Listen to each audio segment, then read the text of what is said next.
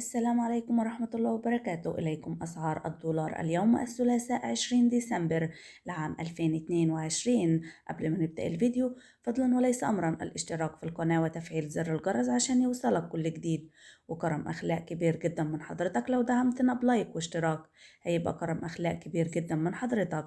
نبدأ الفيديو معانا النهاردة. بسم الله الرحمن الرحيم. أسعار الدولار اليوم الثلاثاء 20 ديسمبر لعام 2022.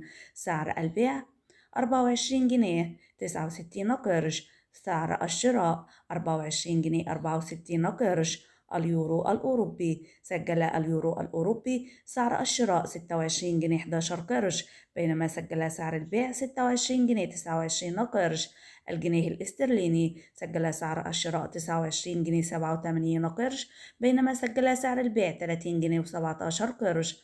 الدينار الكويتي سجل سعر الشراء 77 جنيه 79 قرش، بينما سجل سعر البيع 80 جنيه 64 قرش. الريال السعودي سجل سعر الشراء 6 جنيهات 55 قرش، بينما سجل سعر البيع 6 جنيهات 56 قرش.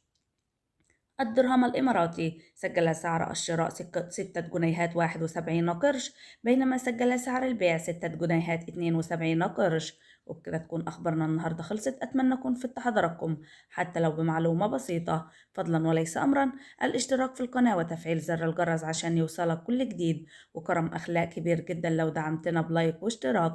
في رعاية الله وأمنه.